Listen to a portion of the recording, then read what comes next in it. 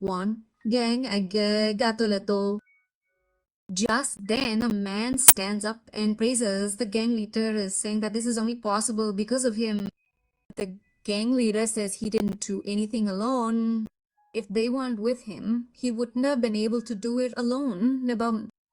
Hearing this, everyone starts to remark on how humble their leader is. But then a man breaks into the base gate and enters.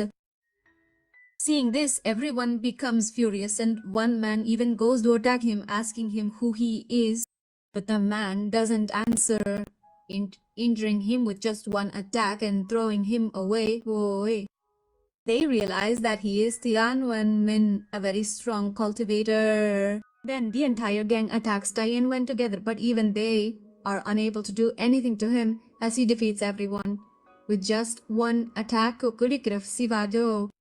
Then their leader also attacks Tianwen, but even he is nothing compared to him, and Tianwen stands up to the leader saying that he is so weak. How did he become the leader of any gang? Tianwen explains that he is here to fight John. He has no business with them, so he should quickly call him here. But the leader says that John Korn comes here on his own will. They cannot call him. Tianwen says that if John Korn doesn't come here, he will not only destroy their gang, but also kill all of them, Hearing this, a man stands up and says that he is sending a message to John Korn to come quickly. He doesn't need to do anything like this. We then see Jake, who is thinking that he has no money left. He spent the coins his sister gave him on buying essential items.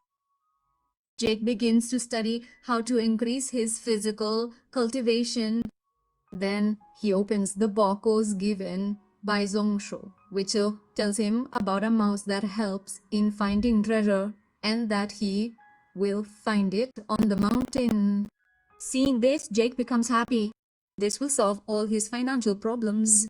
Then Jake receives a message in which a member of the gang tells him that they need him very much and he should come quickly. Meanwhile, Tianben was making them all work like servants and giving orders, but it was already quite late and John Korn hadn't arrived yet. He became angry and asked if John Korn would be there. A man said that John Korn would definitely be there as soon as he received the message. But Tianwen was furious, so he started killing them all and was about to launch a very dangerous attack on the leader. But then John Wen, who is actually Jake, appeared. He was wearing a mask and blocked Tianwen's attack and even threw him away. The leader told Jake that he was Tianwen and he was very strong, so Jake had to be careful with him. Jake asked Tianwen, who came from a very good family, why did he attack such a gang? But Tianwen explained that he wanted to be the strongest of his generation. So as soon as he heard John Korn's praise, he came to challenge him. The two began to fight. Tianwen tried to attack Jake with his weapon, but Jake dodged every attack. Then Jake gathered energy in his hand and attacked the Ainu's weapon, creating a powerful blast that sent them both reeling. But Tianwen immediately attacked Jake. Jake dodged every attack and even managed to grab Tianwen's weapon. But Tianwen didn't stop there, continuing to attack Jake. Jake was catching his weapon every time and throwing him away. Then Tianwen threw his weapon at Jake, but Jake blocked it, sending Tianwen's weapon flying away. This was Jake's perfect opportunity, so he rained down a barrage of punches on Tianwen. This leaves Tianwen severely injured, but Tianwen quickly returns to his weapon and insists he leave for now in Uplo. Jake asks him if he's running away out of fear, abandoning the fight. Tianwen replies that he's realized John's physical strength is much stronger and he's not strong enough to defeat him. Therefore, he's leaving for now. Before leaving, Tianwen gives him a bundle of money so he can repair any damage he's sustained. After day one leaves, Jake thinks to himself that he's finally realized that physical strength alone can't defeat powerful cultivators in E. Today, only Tian Wan came to fight him. Who knows who will come tomorrow? So he should focus on strengthening other things as well. The scene shifts and we see Jong-soo sitting with the head of the family asking if her wedding date has been set. The head says that marriage is very important, but Jong-soo has lost her father, so he felt it should be postponed for some time. The head then says that although the wedding date hasn't been decided yet Jong-soo can stay here as long as she wants. And if Jong-soo has any problems, Rakuten, she can tell him. But Jong-soo says she has no problem and says she doesn't want to waste any more of the head's time, so she leaves. She leaves. Just then, the head's son, Wing, comes to him and asks his father if he's really going to marry her.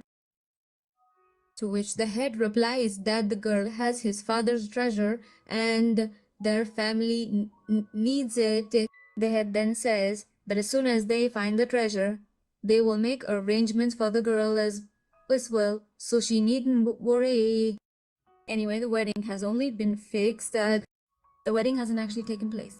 The scene shifts back and we see Jake walking home through the deserted streets. Just then, the Jin family's fifth elder appears before him. The fifth elder tells Jake that he's only been here a few months, but he's completely taken control of all the gangs and they're now afraid of him. But Jake continues walking, telling him he doesn't know what they're talking about. Then the fifth elder says that he saw his elder master and didn't even greet him properly. Is that what they taught him? Hearing this, Jake tells the fifth elder, quote, perhaps they mistook him for someone else. Then the fifth elder comes closer to Jake and tells him that he knows Jake is behind this mask and he's going home. Hearing this, Jake realizes he can't hide anything from the fifth elder. He removes his mask and apologizes for not greeting him properly upon his arrival of the Shal. The fifth elder tells Jake not to worry as he didn't tell anyone about his identity. The fifth elder now tells Jake he's done a great job by reforming all the gangs in such a short time. But Jake says he did all this just to make money. The fifth elder says that making money is a good thing and Jake isn't doing it just for the sake of it. He's also investigating the murder in which his friend and his entire family were killed. The fifth elder explains that he investigated that murder extensively but found nothing. Therefore, he believes whoever committed the murder must have been a powerful monster. Therefore, Jake should also be careful. Now, Jake says he knows they're worried about him, but he believes the same man is behind his father's death. Therefore, he is investigating the murder, and they need not worry because he is taking every step with utmost caution. Hearing this, the fifth elder understands that Jake will not be deterred by anything. However, he tells Jake to think about what he has said and that it is already quite late, so he should go straight home, loco. Then we see some people watching and following Jake. The next day, we see the fifth elder again cultivating his son Jinchin, who is in immense pain as he attempts to break through his body cultivation ozon. Despite Jin-chan's immense pain, the fifth elder urges him to endure the pain because if Jin-chan fails, now he will suffer a massive backslash which will be detrimental to him. Jin-chin refuses to give up and continues to make the breakthrough. But the fifth elder still wasn't very happy with his progress. He began scolding him. Just then, a disciple arrived informing him that the master and young master had come to meet him. The fifth elder told Jian to leave and continue training in. Jin, after being reprimanded, began to leave, but he looked quite angry. Then we saw Waging, who had come to meet Jin. Seeing Jin's bad mood, he asked